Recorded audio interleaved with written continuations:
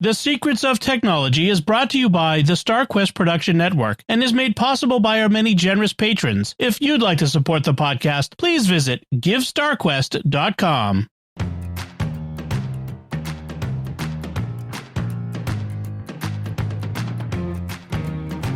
Hi, I'm Dom Bettinelli, and you're listening to The Secrets of Technology, where we discuss the technology news that's important to you from a uniquely Catholic point of view. And joining me today on the panel are Joanne Mercier. Hey, Joanne. Hey, Dom. And a new graduate, Leo Devick. Hey, Leo, congratulations on your graduation. Hiya, Dom. Thank you. Yeah, it's been a long 4 years, but, studying computer engineering, and then here we are in Secrets of Tech, so hopefully can invite a little bit insight here, like calculus questions, because that's, of course, what we're talking about today. No. If any calculus comes up, I am throwing it to you, because I do not do public math. All right. So what we are talking about this time is talking about routers, home routers, and how to choose one, what features to look for, what to look for. The listeners will maybe remember that a few months ago, back in January 2026, in episode 328, we talked about troubleshooting Wi-Fi in your home. And so this overlaps with that a little bit. There may be a little bit of a review of some of those topics, but we're going to try to focus more this time on just when you're choosing a router, what to choose and what are some brands and what are some models that you may want to look for, and how does one pick one? There's a variety of routers out there these days, and so we want to kind of look at what we can get that'll work for us. A lot of people kind of default to the router built into their cable modem that they get, whether from whatever internet service provider you have. They often come with the routers.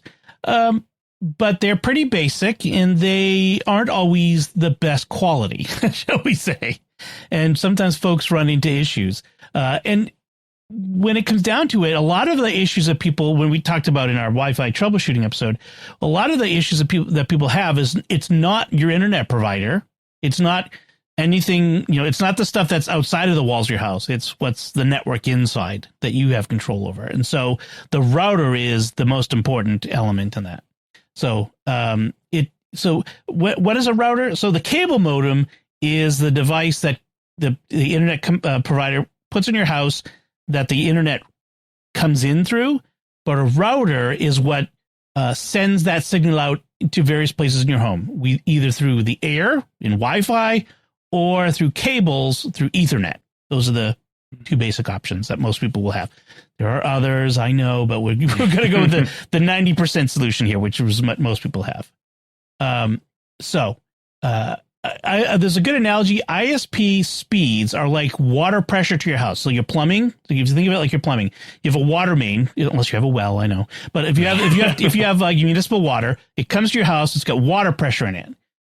But if your plumbing system is broken, if it's leaking, if it's clogged, you're going to have the water pressure is fine outside, but it's going to be bad in your house. And that's kind of the idea. The router is your plumbing.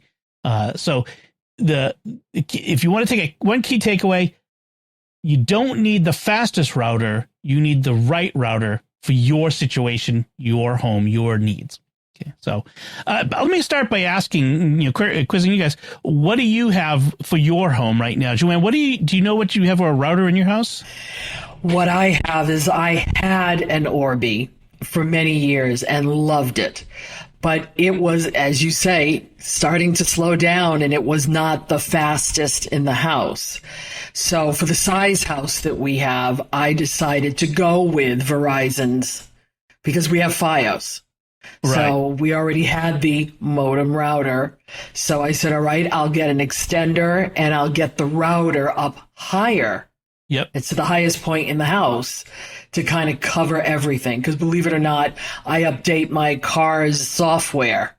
And I couldn't do it with the Orbi because it wasn't getting out to the garage. Welcome to 2026. Right, exactly. So I need to update my dishwasher.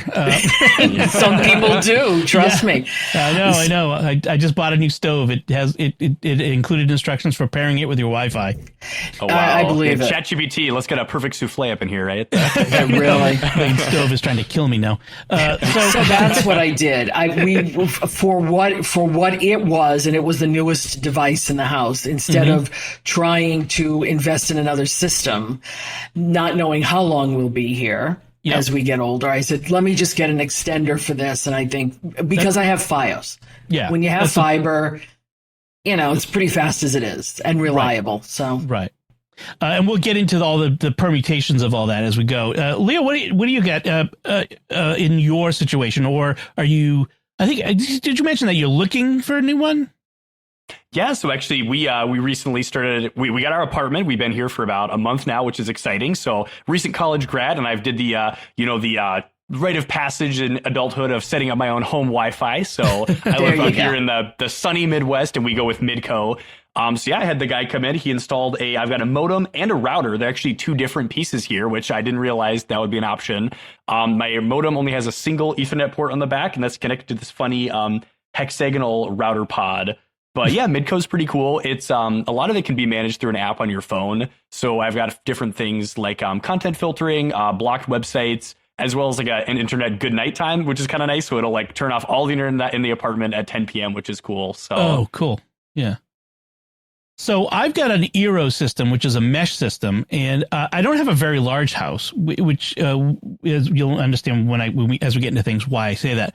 But where the internet comes into my house is at one end of it. It's a ranch, so it's not tall and it's not wide, but it's long enough anyway. And so the signal's got to travel all the way to the other end of the house, and I could run cable through the attic.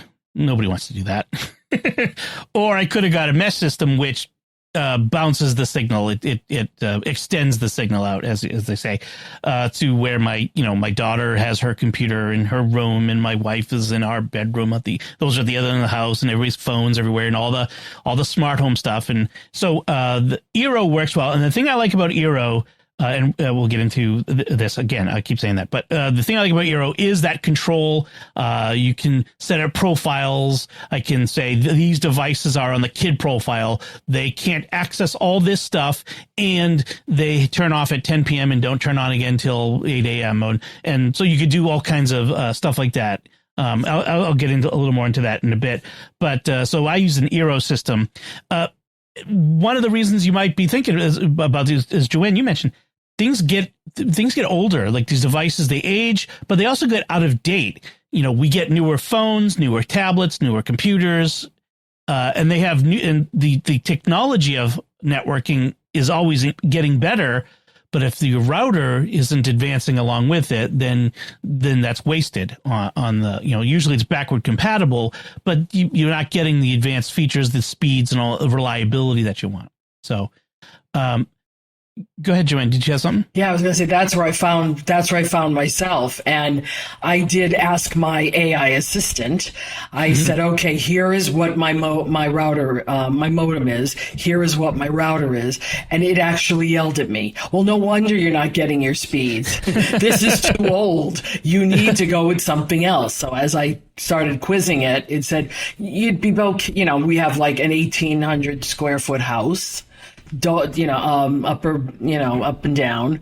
And yes, my internet comes in from the opposite side of the house. But what I did a few years ago, which my husband didn't realize I had done, was we were having wires pulled in the house at one point. And I said, "Can you put an Ethernet port in the wall right next to the coax that goes to the Verizon FiOS box?" They did. And that's where everything plugs in. But when we sell the house, it's a second bedroom. Right. So this has always been our office. So I don't know what they're going to do at that point. But that's where it comes in. If you're ever having someone pull wires or you're doing wires yourself, consider getting Ethernet run.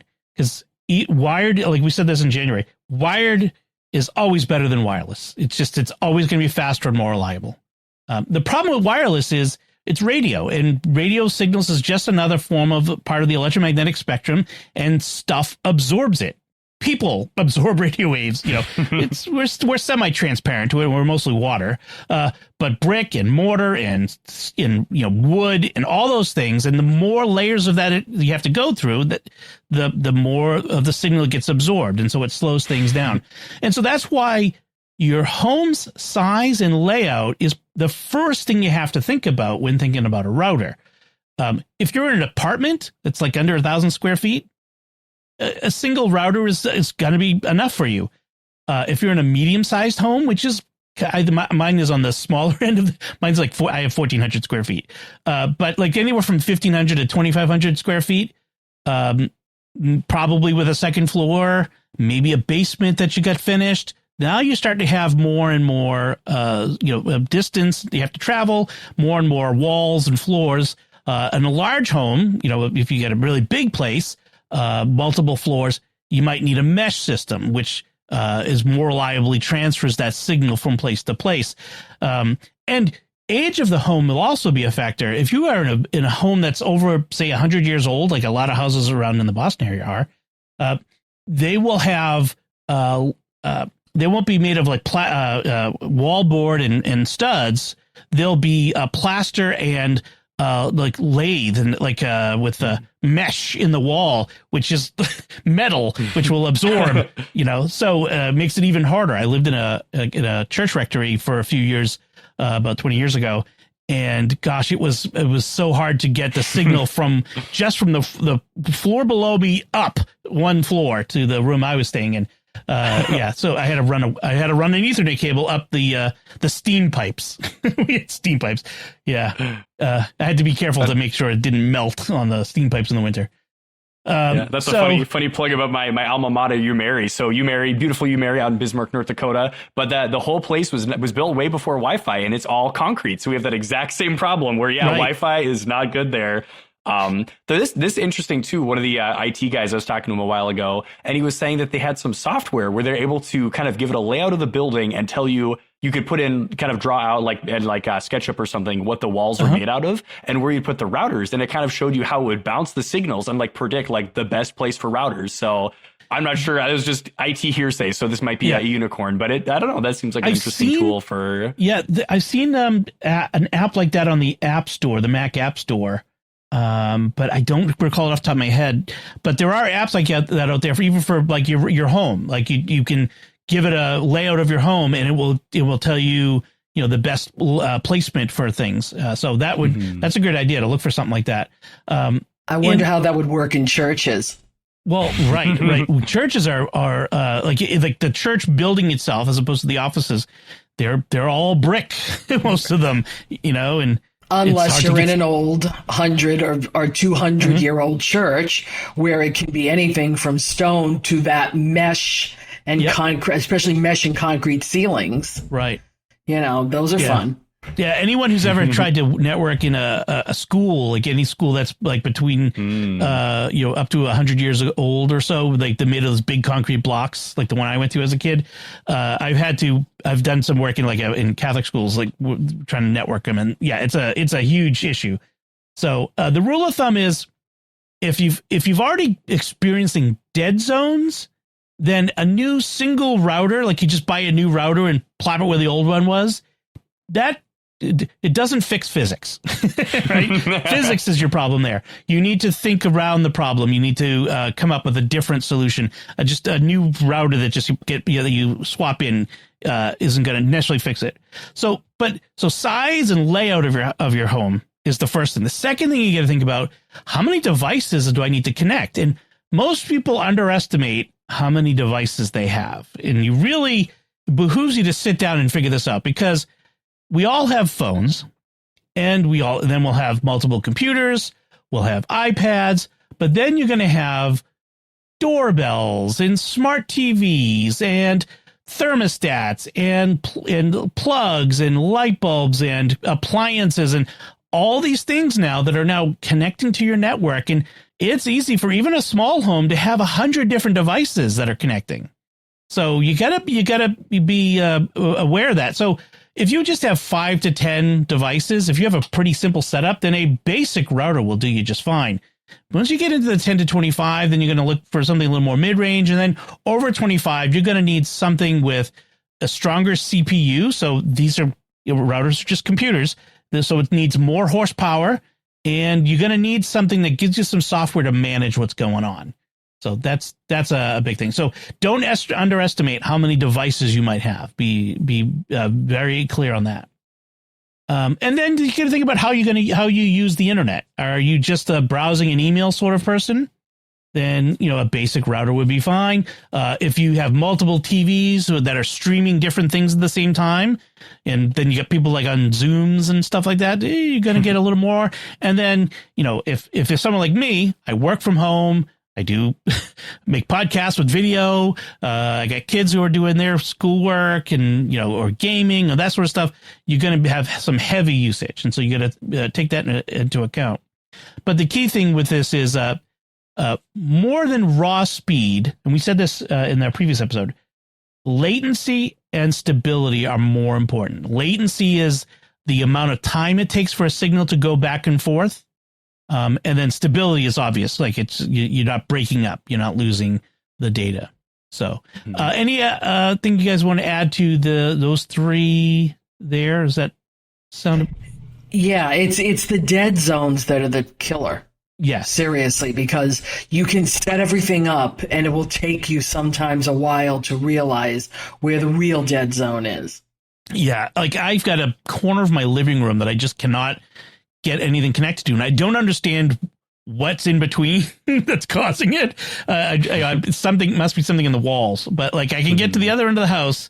And also I have a mesh system, but I don't have plugs everywhere. And so that really limits where I can put the different mesh units to make sure, like if I had an outlet, in fact, I was kind of lucky when we had to have our house renovated when we had our flood.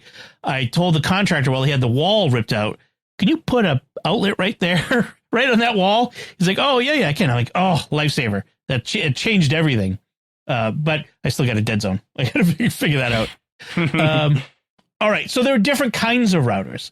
There's the traditional single router, which is just like one box.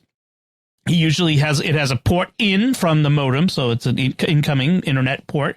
They often have one or two, sometimes a couple out wired ports, and then they have Wi-Fi. They have antennas for Wi-Fi.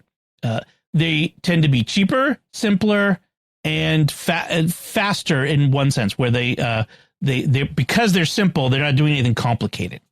The downside is they tend to be limited in their coverage, and there's only so much power that they can broadcast without cooking you or your pets.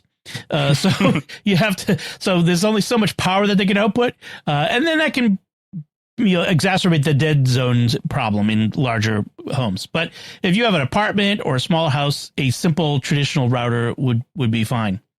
The other route is mesh systems, which is what I have. And what it is it's not just an extender that they're nodes, they call them. And each node is itself a router. In fact, they're interchangeable. It doesn't matter which one I connect to the modem, that becomes the one, a router in and of itself. And so what they do is they, the one that's physically connected to the modem transmits to the next mesh one, and then as I move between them, with my phone switches from one to the other seamlessly.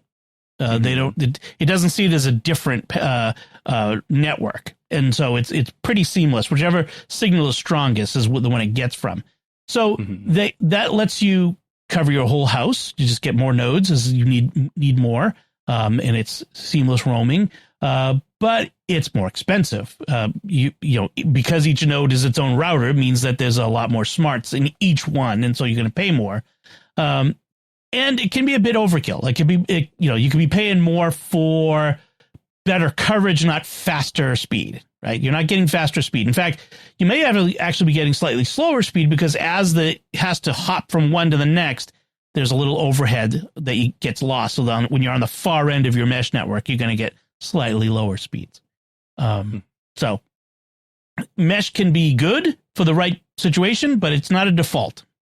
So those are the two basic options. And Joanne, as you mentioned, with a single router, you can get an extender, which is a little different from a mesh. It doesn't have the smarts that the mesh does. But if you have a very particular thing that you're trying to connect to on the other end, that could work out well. Well, the one good thing about the FiOS router and extender is that you can go in and play with the software. Mm-hmm. You've got to go on traditionally, though. It's not an app.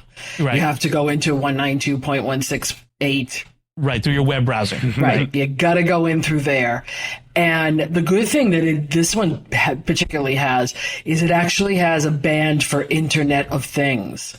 So a separate network, essentially. Right. Right, which I have not moved that stuff over yet. I mean, that's a pain. And I figured that's a summer project. So. Right. That could be good because having two separate networks, two separate basically radio channels, essentially, means that they're not interfering with not competing with each other on the same frequency. So that's good. I was accomplishing that between the regular network and a guest because we don't have many guests here. So I was putting some of my Internet of Things in the guest mode. Right. So now essentially I have 3 different bands that I can work with. And that's what I think that's basically what sold me on it. Yeah. Yeah. A Euro can do that too. I've got like a second network that I've got all of the Internet of Things stuff segregated onto, which is good. But I missed my app. The Orbi had an app that I could just control everything with. The app is good. The app is, So there are Wi-Fi standards that you'll see, like they'll be listed Wi-Fi 5, Wi-Fi 6, Wi-Fi 6E, which let me tell you is infinitely better than the old 802.11 AC or AX or N or L. Like, what do all these letters mean? Now it's like, it's Wi-Fi 5 and then there's Wi-Fi 6, which is one better. Right? But of course, then they go with Wi-Fi 6E, which is confusing things. But let's break it down for you. Those are the 3 basics you need to know. There's also Wi-Fi 7. Don't even think about it. It's brand new. It's hardly anybody's using it. It's for weirdos like me who want to be on the bleeding edge of things. But so Wi-Fi 5 is the older standard. It's usable, but don't buy a Wi-Fi 5 router. It's just not. There's no point in it because a lot of the devices you own will work with Wi-Fi 6. And Wi-Fi 6 is the current standard. It's more efficient, not just faster. It's more efficient, and that's the thing is it's smarter about giving priority to certain devices over others and certain kinds of traffic that it can recognize without getting into too much detail. But Wi-Fi 6 is the sweet spot you really want to aim for. The Wi-Fi 6E. So most internet frequencies are 2.4 gigahertz, which is the old one. 5 gigahertz, which is really the mainstream now. Now the Wi-Fi 6E adds 6 gigahertz, which is nice because there are fewer devices that use it, but there are fewer devices that use it because the most devices you have won't use it yet. It's still brand new. So it's future proofing. So if you really want to get something that will last you for 5 or 6, 7, 8, 9 years or whatever, Wi-Fi 6E could be good, but it's going to be more expensive. Wi-Fi 6 is a safe place to default. And then kind of to what you were talking about, Joanne, with the you will see dual band versus tri-band. So this is the number of frequencies. So I mentioned 2.4 gigahertz, 5 gigahertz. So dual band will be a router that can do those two, and tri-band either adds another 5 gigahertz frequency band or the 6 gigahertz. I don't want to get too much in the weeds on that, but one thing to keep in mind is a lot of Internet of Things devices still work on 2.4 gigahertz band, which is a slower band, but it reaches further. The higher the number in the hertz, the shorter range it has, the more likely it is to be absorbed by stuff in between. So that's why we still have the lower frequency, the bands, so that we can reach further, even though it's slower. So go ahead. It's good for outside stuff. Yes. I have a Wise Cam on our shed, and that I need a 2.4 there. because that's like so far away from the house. But, you know, when you look around at everybody else's Wi-Fi is crossing into your yard anyway. Right, right. Depending on how close you live to other people, right? And New England, that's fairly every common. block. Yeah. Or you live in an apartment building or you know, that sort of thing. Yeah. Right. Yep. So, and you're going to, that's the other thing is if you have too much power there, you will bleed over into other people's apartments and you will have congestion and, conflict with, so, more power is not always better. That's true. Congestion can be kind of funny, though, especially if you look at other people's Wi-Fi names. Like here in my apartment, what is it? There's quite a few funny ones. Like FBI surveillance van is somewhere next door. That's a popular one. That's and common. of course, we're land down under. So I wanted to change one of mine to NCIS, but Kevin wouldn't let me.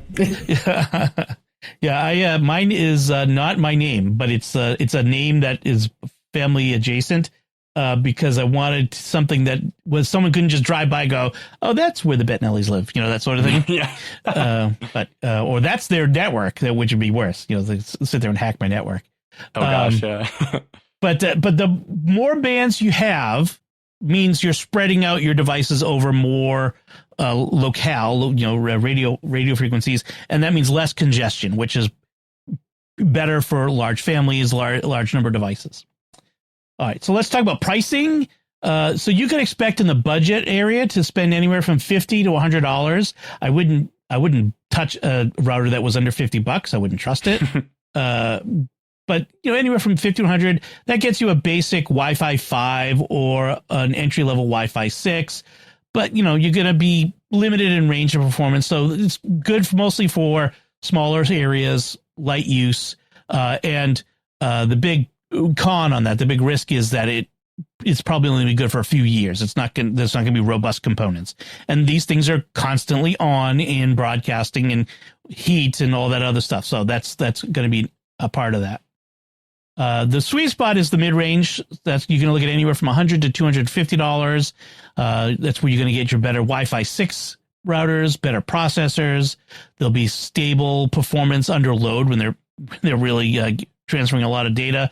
And this is where the vast majority, 90% of you, should be shopping for this this area. There are premium ones, the Wi-Fi 6E, tri-band, mesh kits, large homes, power users. But for most people, you may be spending more money than you need for what you're getting out of it. So.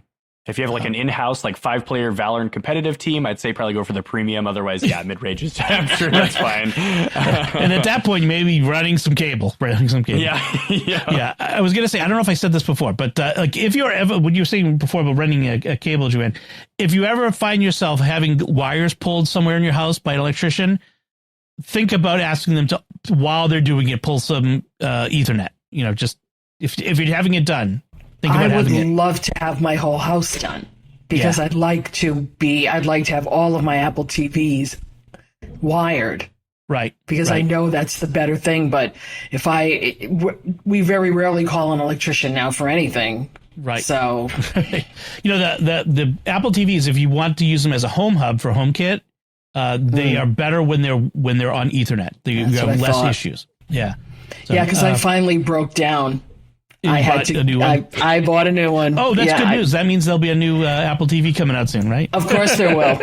But again, looking at it, saying, do I want it wired or not? And I went with the wired because I live in joyful hope.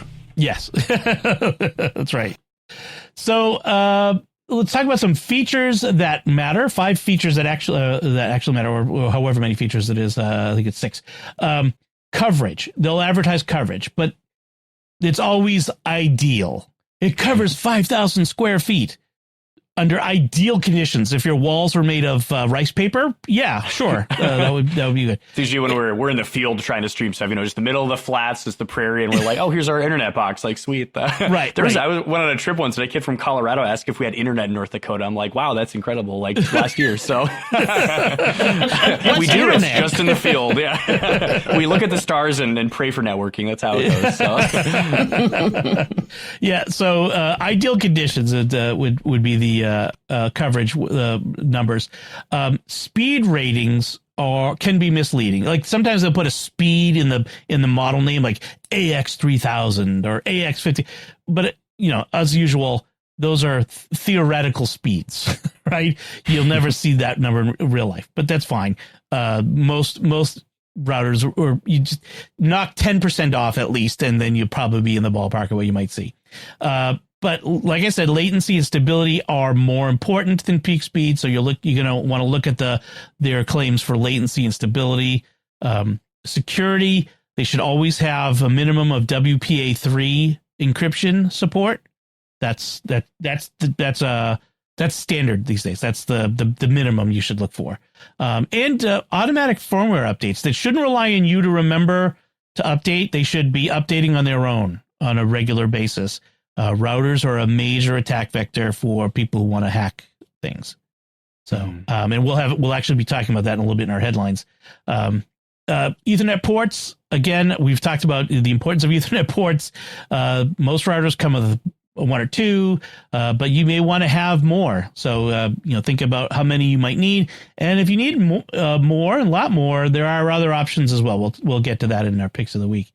And if there's how you manage your network these days, you can tweak things. You can go in and see how things are running, and you can check your speed and all kinds of interesting things, or set up profiles, like we said before. So do they have a good app for it? Do you manage it through a web browser? How easy is it for non-technical people to use? That sort of thing.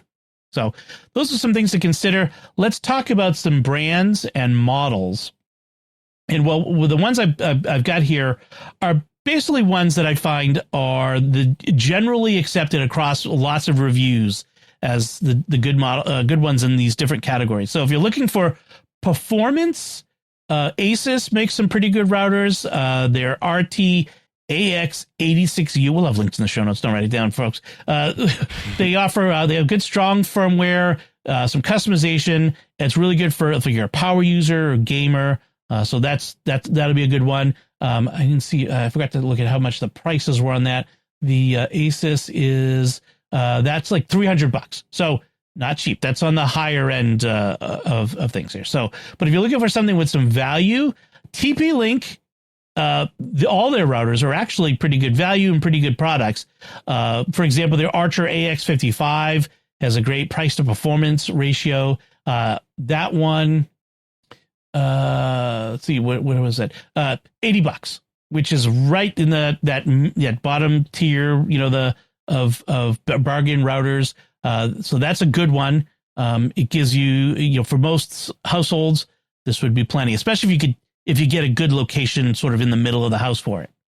If you're looking for something on the premium end, well, Netgear has their Nighthawk series, which in addition to having a really cool name and looking really cool, they have a lot of features to them. But you're going to pay for that performance. They're expensive. I didn't even see the pricing on it. I didn't bother. but they're the company that has Wi-Fi 7 routers, and like they're on the bleeding edge of things. But I mean, they're great products. Don't get me wrong, but you're going to pay for that. So if you've got the means, by all means, check them out. And if you're looking for mesh, like I said, I can recommend Eero. I've used Eero for many years. It is owned by Amazon, so that if some people don't want to have all their stuff owned by Amazon, so like your doorbells and your cameras and your network. But their Eero 6 and 6 Plus is great. It's plug and play, sets up real easy. It gives you a little less control than say Asus does, a little less customization, but it's really good, and it'll be a little more expensive for what if you're getting 2 or 3 nodes. But again, if you need a mesh, you need to spend a little more. But it also comes with you can get something like features like Eero Plus, which I've talked about before, which is additional. You pay an annual subscription fee, but you get free things like free family 1Password subscription and a free Malwarebytes subscription. Like basically, all of that is worth more than the $100 that you're paying for the subscription. So that's pretty good. There are other good mesh ones out there. One of the ones that is really popular among a lot of the podcasters and technical folks that I know, is Ubiquiti. They've been known for commercial installations, but they have this really interesting home consumer, like sort of prosumer stuff.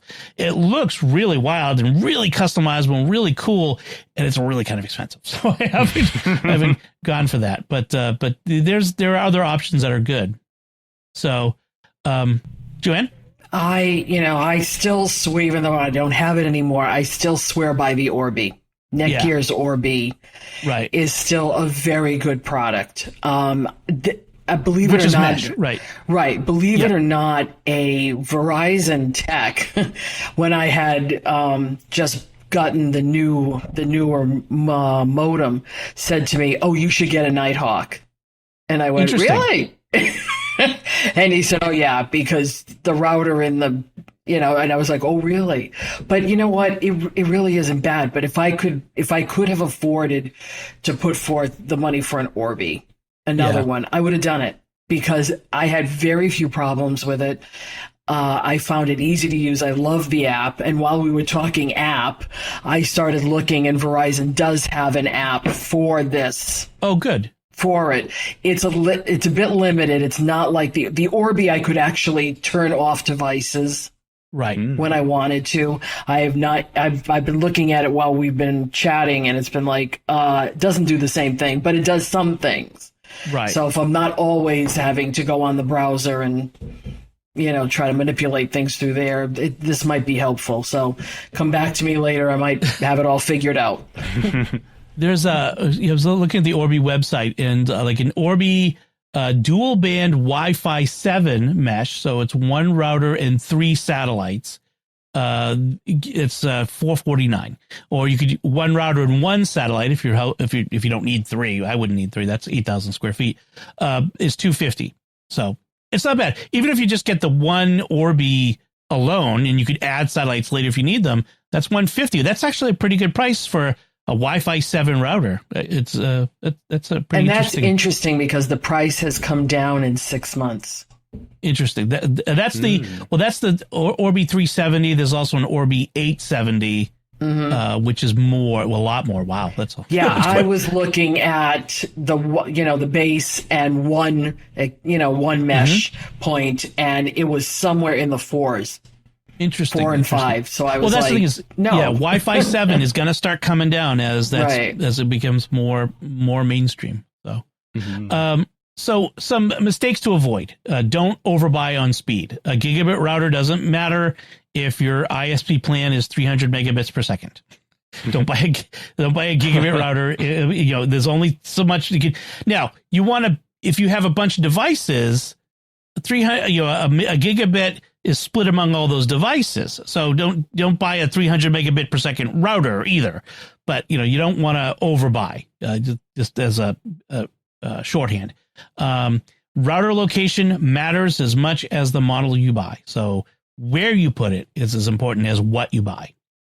Mesh is not always faster. It just solves your coverage issues. It's not a speed solution. And then, although Joanne, this works for you, the ISP provided router may not be the best solution. They're often low quality depending on who you're getting it from. So right. Right now, I'm not complaining because the original one that we had was 15 years old. Yeah. So anything is going to be better. Exactly. And we've had it for a couple of years now. Yeah. So that's why I kept the investment going. Okay. But in general, you're replacing, if you feel like you need to, if something's wrong, and your speed isn't where you want it to be, your network isn't where you want it to be, and you're on a ISP provided router, that's the first place to look, and that'll be your biggest bang for the buck for an upgrade. So let's review the basic buying recommendations. If you live in an apartment, single Wi-Fi 6 router, about $120 is probably fit you. If you live in a medium-sized home, one of the better Wi-Fi 6 routers in the $150 to $200 range. If you have a large home, you're looking at a mesh system, $250 to $400 will get you. And as far as picks for particular models in the budget range, a TP-Link Archer AX55 will be a good pick there. In the mid-range, the Asus RT-AX86U, and then for mesh, either the TP-Link Deco or the Eero 6 Plus will work out for you. So again, the goal is not to get maximum speed, it's to get consistent, reliable coverage throughout your home. So fast internet that drops out is worse than slower internet that works. So we'll have a bunch of links in the show notes to both the particular things, the models that we've talked about, but also to some articles that have some more information if you want to dig any deeper on this. All right. So why don't we move on to our headlines? Before we do that, I want to take a moment to thank our patrons who make it possible for us to create the secrets of technology, including Mark T, Charbel B, Jamie N, Michael L, and Camden O. Their generous donations at GiveStarQuest.com make it possible for us to continue the secrets of technology and all the shows at StarQuest, and you can join them by visiting GiveStarQuest.com. And we are a 501c3 nonprofit, so your donations may be tax deductible. All right, let's talk about some headlines. Joanne, you shared this one with us. The New York Post has a headline: "The faith-based tech boom is here. Chat with BuddhaBot." I love that name. "Or pay $1.99 for AI Jesus." So, the article basically details some of these companies that have set up these. It's not even just like regular information about faith. They're kind of positioning them as if they're scriptural aid or spiritual aids. I just think this is a terrible idea and extremely cynical. What do you think, Joanne?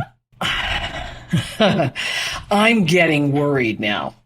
As much as I like AI, as much as I use it, as much as I think it is something that can be very helpful in my field, now I think we're starting to get into the strange wetlands here. Right. And not only with this, I mean, I saw this and then because I was like, okay, so you want to pay $1.98 to talk to Jesus? I have a little problem with that. Yeah. If you close your eyes and fold your hands, it's free. Yes, exactly. But he doesn't talk back when I pray on my own.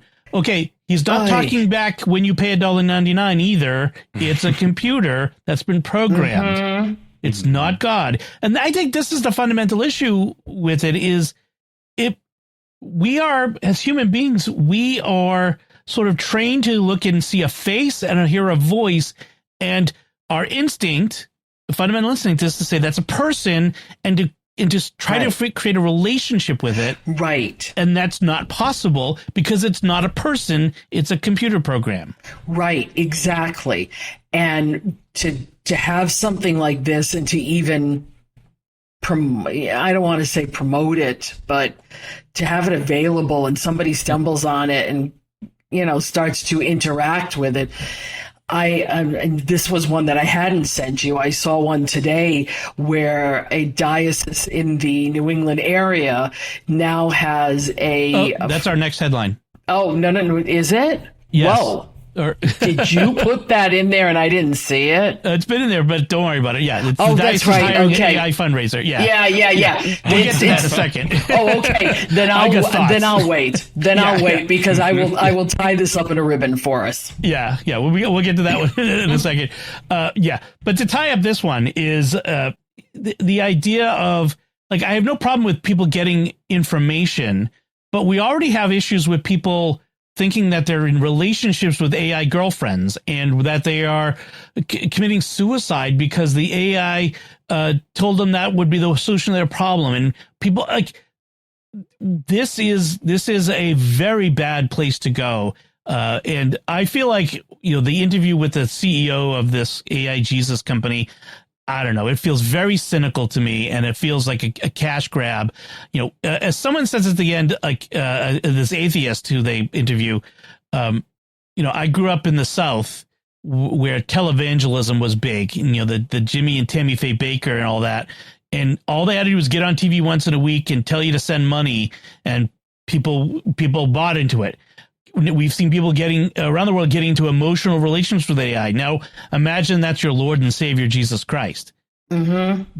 That's problematic. Yeah, and it's bad enough, we have a very popular streaming show called The Chosen, and already people identify with Jonathan Rumi. Right. As Jesus. We don't need anything else. Right. And he's talked about that. He's worried about that. But and we all understand that what he's trying to do is bring the Gospels to life and share the gospel. And that's what the premise of the whole thing is. But people get wrapped up in it. Yes. We're just human. We see, we want to connect. That's what we do. Right. Exactly. By the way, the guys who made the AI Jesus said they did model the visuals on Jonathan Rumi. So again, there's the problem. Right, exactly. They said add Grok. Let's get a Jonathan Rumi Jesus here, and then that's probably AI too. The whole. Stop. So our next headline is not related to either those other two, but it's related to our main topic, which is Netgear just got the first FCC router ban exemption in the U.S. Router ban exemption, you say? What are you talking about? So the federal government, the FCC, issued a ban on the sale of any new models of routers. So any new models of routers not manufactured in the U.S. Could not be sold in the U.S. without approval. That's an important fact that's, I think, been omitted in a lot of articles and a lot of discussion. You can ask for approval, and Netgear has gotten approval for theirs. And this is about national security and concern that, routers are the backbone of our internet in the sense of all of our data collectively flows through routers. And all of the routers so far have been built in China, in Chinese factories, where they can install components, perhaps, that could interrupt them or siphon data or do all kinds of nefarious things. And so there was concern that China is not our friend, and should we be turning this over to the Chinese companies? So what Netgear has done is they've shown to the FCC that all of their routers and all of the key components are manufactured in other countries. In their case, countries that have been approved by the government as friends, Indonesia, Vietnam, and Thailand, which I think it's funny. I think it's great that Vietnam is now a friendly nation for America. That's been wow. I'm glad to see. We've got a habit of becoming friends with people we used to be at war with, Japan and Germany and that sort of thing. Britain, if you want to go way back. Yeah. That takes me way back. Yeah, I date myself with that reference there. But in this case, Netgear has gotten approval, and so it means that despite the sky is falling rhetoric that some people have said when they first heard about this ban, it means that it's possible for these companies to get approval. They just get to, be more secure. That's really. But what do you think? That's my take on it. Is I feel like it's a valid security concern. I really didn't realize that every single router was made in China. Like pretty much, except for some aren't. As Netgear is showing. But they have to all prove it and get approval and say, no, yeah, you're right. This is not made in China. This is made in whatever. But pretty much almost so much, 90% of our electronics are made there. What has Taiwan, happened? Taiwan semiconductors, right? That's where most of it comes from. So yeah. We've given over so much of our capacity to build things to other countries. Wow. Whenever something needs to be made, everyone looks to China because that's where all the expertise is. It's not even just like the capacity. It's, when you want materials engineers, 9 out of 10 of them are in China. That's just the way it is. I'm not naive, but I really didn't realize the scope of it. Yeah. Until this came out, and I was like, whoa. Yep. That's because we depend on these things. This is everyday technology now for us. This is basic infrastructure. This is as important as the electrical switching stations, which also have routers in them, by the way. And there you go. Exactly. Right. So very important. All right. So, and then our third headline is the one you were referring to, Joanne. The diocese of Hartford. Oh, is it Hartford? I forget which one. One of the Connecticut dioceses. Bridgeport, right? Oh, yeah, not Bishop. Archbishop, not Archbishop Coyne, but Bishop. Not Archbishop Coyne. He's smarter. I'm sorry. I don't want to throw Bishop Caggiano under the bus, but the Diocese of Bridgeport has announced that they are adding a new AI virtual engagement officer to their fundraising team. And it's yet another one of these avatar bots things that is going to take part in their fundraising efforts. And I was having this article doesn't really tell me what exactly is it going to do. So I actually had to go and check out the podcast, the hour-long podcast that the bishop did. Mm-hmm. And what it is supposed to do is it will start with 1,000 donors. All right. And the donors will be told ahead of time they're interacting with an AI fundraiser, and the AI will introduce itself and explain what it is. And then it will send messages and birthday greetings and event invitations and follow questions. It's meant, from what they say, it's meant to make donors feel personally seen and connected. Except you're not. It's a bot. You're not interacting with a person. And you'd think that the church of all places would understand the importance of personhood and incarnationality. Sorry, I worked in fundraising for a diocese, and I'm working technology now. And this feels like some tech company sold a pig in a poke to a bishop who didn't have people advising him well. I just think it's a bad idea. Preach it. Because I work on the front lines. And if we start to give our first line of communication away to an AI bot, we've botched the rest of evangelization. Right. Mm-hmm. I'm sorry that this is what I do for a living. It's not going to affect me personally in my job, but still, I would never want something like this to be the first thing that somebody engages with when trying to talk to us. Well, and the important thing here, some people might say, "Oh, but it's just fundraising; it's not evangelization." Yes, everything the church does is part of evangelization. This is something I think too many people who work in the church forget. Right. The business office is evangelization. The church secretary who answers the phone is evangelization. Everything the church does is evangelization. The person in the pew that goes to work and speaks to their neighbor is evangelization. The whole ball of wax. Exactly. And this is giving away part of that. Now, some savvy people would probably tell me I'm just too old and, go away, boomer. But I'm sorry. I work in this. People come to us and part of the evangelization is if they're not Catholic or if they've been away for a long time, they have to have that personal encounter in order to say, I want what they have. Right. I want to be part of this. I want to know more. And you're not going to get that from Maria, the AI bot. I'm sorry. Right. I feel like what's your take as yeah. Yeah, AI fundraiser just feels like when Wikipedia asked you for $2. Like, I feel like who's going to give money to the church through an AI robot? That's just so. I feel like the appeal is not there. That's as fundraiser. My grandfather was a fundraiser too for Catholic schools for pretty much his whole career. And he's so funny and so personable. And I just can't imagine that. Like, I can't imagine an AI being able to replicate that charm that he had or that any fundraiser has. So. Well, what you're asking is for people to treat it like a person, right? They want people to think of it like a person in the sense of they want to form a relationship, but it's not a person, and so it's inherently deceptive in that sense. Mm-hmm. And the church already has a problem with certain things, like I mean, just understanding its own infrastructure. For example, I'll give you an example. As an OCIA director, evangelization director, I've had other people in my parish say, well, we should because we have one person coming through and the other parish over here has another person coming through. Maybe we should just do this by deanery. And I'm like, what? Wait a minute. This is communal. They're not just becoming part of the church; they're becoming part of this community in this parish. Mm-hmm. Bingo! Yeah, which is a very Catholic word.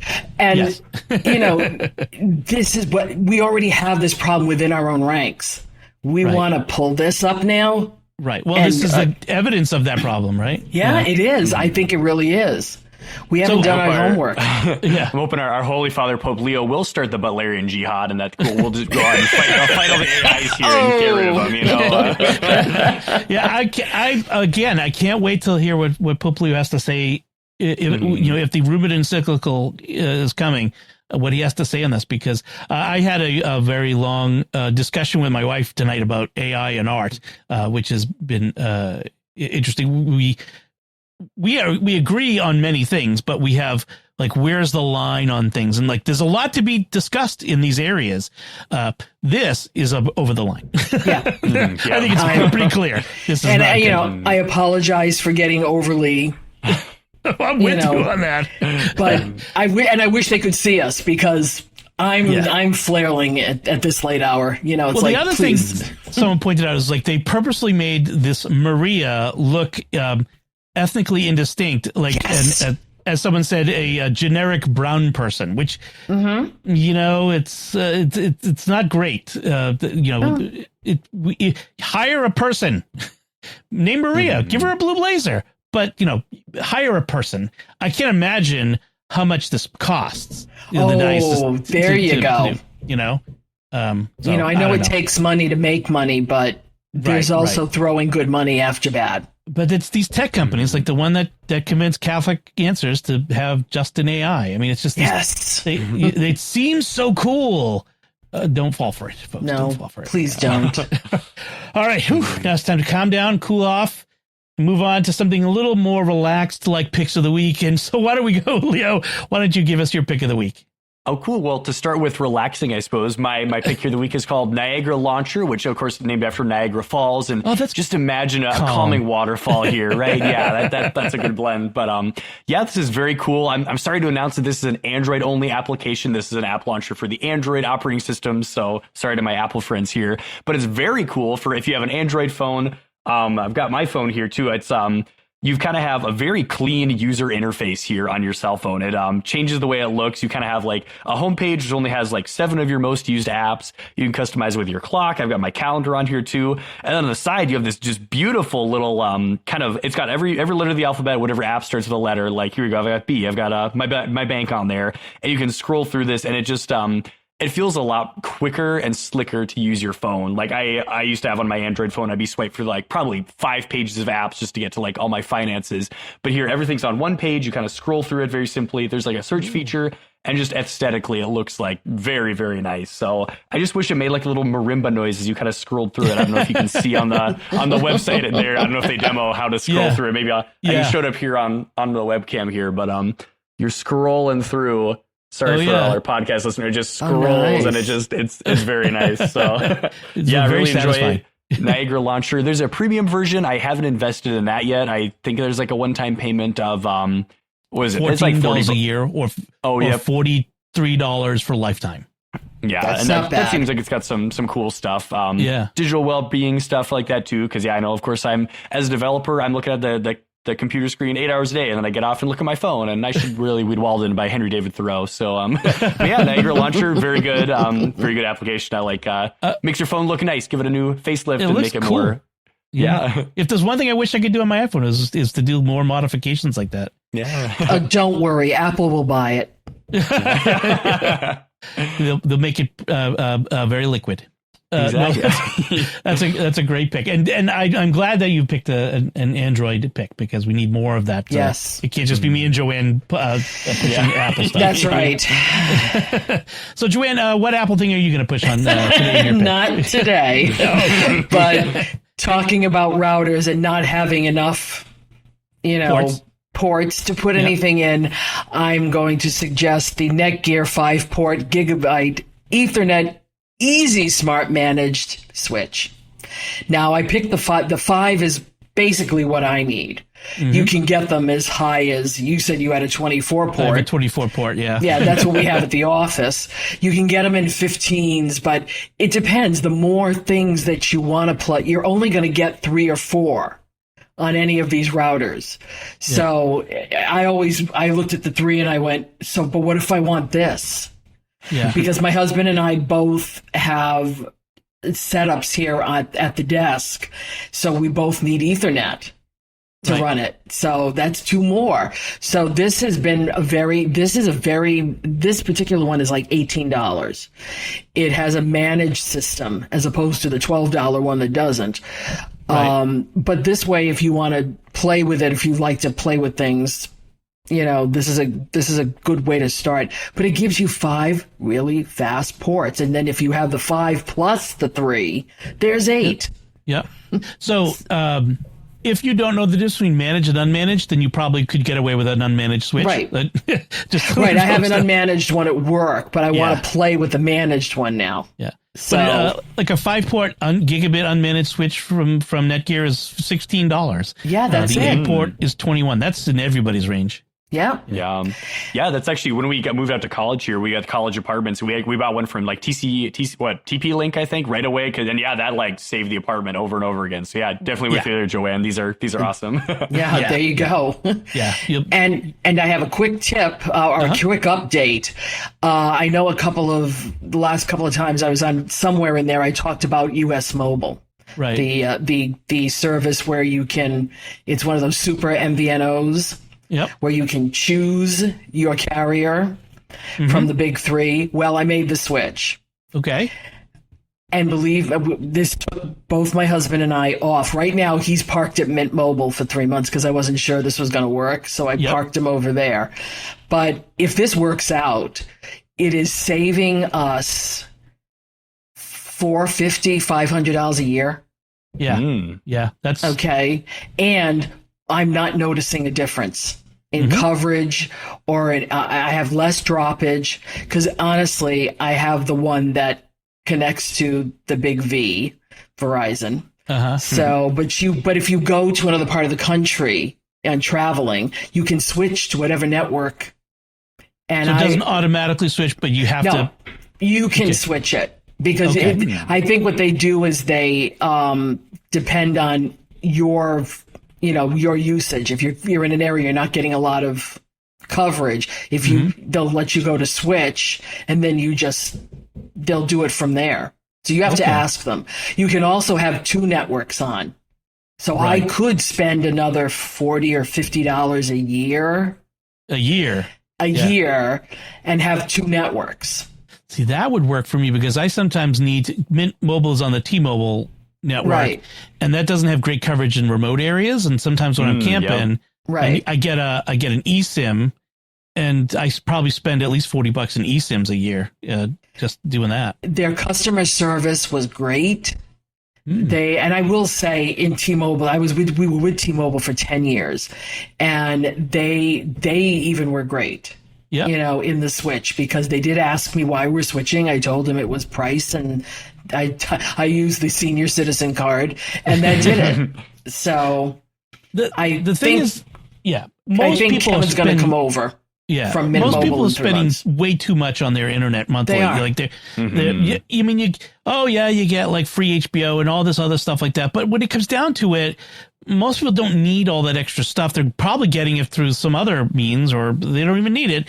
I mean, my family, I went from spending $200 a month to spending $200 a year for four phones. But when I switched to Mint Mobile from AT&T, oh wow, yeah, that's impressive. Yeah, I think it's like no, it's not $200 a year for the 4 phones. It's but it I forget exactly what it was. It's just that they're cheaper. It's way less expensive. Let me just put it that way. I need to look at the numbers, but yeah, it is way less expensive. I mean, just for my 2 phones with me and my wife, when it was just us on AT&T, it was like $150, $200 a month. Now, we for 2 phones, it was that a year. I think that's what it was. So yeah, it is a huge difference. So excellent. Good. Thanks for the update. So my pick, let's move on to that. Speaking of smart home stuff, and flooding. So after I had a house flood, I became very paranoid about, water leaks. And so I decided I wanted to get some water leak sensors. Now, the ones I'm going to suggest, they are currently unavailable on Amazon. I'm not sure why. Maybe there's a newer version coming out, but I'm going to recommend it in this. Maybe you could look at it or get something similar. But these are the Miros Smart Water Sensor Alarm 3-pack. what I like about this, I got a different one from Aqara, but it wasn't HomeKit compatible. This is HomeKit compatible, which means it shows up in my home app on all my Apple devices. So it's native to that. And so it has a small hub that plugs in centrally somewhere. And then these little half moon, half melon ball things that you put in here. I mean, I don't know. They have, I don't know. I don't want to go too far with that, but they're cute. They are cute. They are. So you put them where leaks are to be perhaps expected or possible. So under your kitchen sink or by your dishwasher, by your water meter, by the hot water heater. Okay. In those locations. And then when water leaks, you get a critical alert on your phone, water. If you really want to take another step, there are smart home water valve shutoff things that you can install like you can install over your water valve, house water valve, so that you can have it automatically turn off the water. So because it doesn't do you any good if you get an alert and you're 1,000 miles away from your house. You're frantically calling someone to come to your house. That could automatically turn, but that's a whole separate thing. But this, and I should look and see what I paid for it at the time. It wasn't super expensive. I mean, it was a 3-pack was $50. So wow. Not crazy expensive. And there are some that are even less expensive. They're waterproof. IP67. I was reading that and I was like, wait, they detect water and they're waterproof. I'm like, okay, that makes sense. But I have a second. Yeah. I was like, because this guy has it in his fish tank on one of the photos. I'm like, why would you? The fish tank is already wet. Why do you need that? But yes, I guess proving it that it's waterproof. There you go. Yeah. But these sorts of sensors, I think, are great. I think more of these sorts of things. Sensors around your home to, in case of any emergency are good. Is this one actually? I'm looking at the website. Is this actually floating in a fish tank? Yeah, that's what Leo was saying. It looks like, I think the diagram is trying to say like the fish tank is leaking. Like it looks like they have it on the top, and when the water level goes down, you're like, oh no, our fish are gonna die. That's what I think this graphic is trying to explain, but I don't know. I'm a little confused. Maybe it's the opposite of like water leak, like when the water stops. I don't know. That is exactly. Or the water also, the arrow's going up, so I'm wondering if like the water is rising and like your fish are like about to like take over the house or something. And in case the fish rebel. Yeah, I don't know what they're doing there with that fish tank, but I find it. I mean, it's hard to. I haven't had a water leak yet, so knock on wood. But I've tested it. I did put it in water to see, and it worked good. The battery life is said to be 18 months, which is good. You don't want the batteries to die too often, and they'll alert you when it's time to change. And they've I think standardized. I think they're like the CR2302 sort of batteries, a little coin batteries. So and then it comes with an app that gives you some more information and data in the Miros app if you want it. But Miros is a good brand. I've got several other Miros devices and they've been pretty reliable, so I can recommend it. So those are our picks of the week. That's it from us this time. We'd love to get your thoughts on anything we discussed this time. Let us know by sending an email to technology@sqpn.com. Visit the StarQuest Discord community at sqpn.com/discord. You'll find links from our discussion and our picks of the week on our show notes at starquest.fm/TEC342.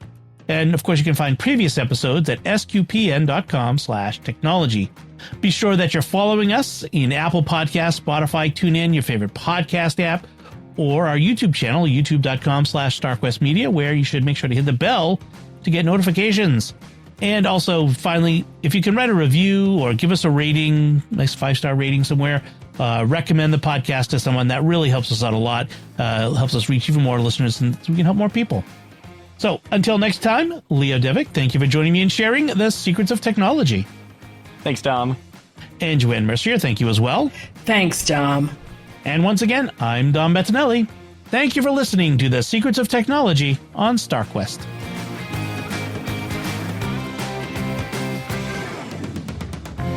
Here's another show on the StarQuest network you're sure to enjoy.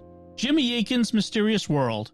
Find the show wherever fine podcasts are found or at sqpn.com/mysterious.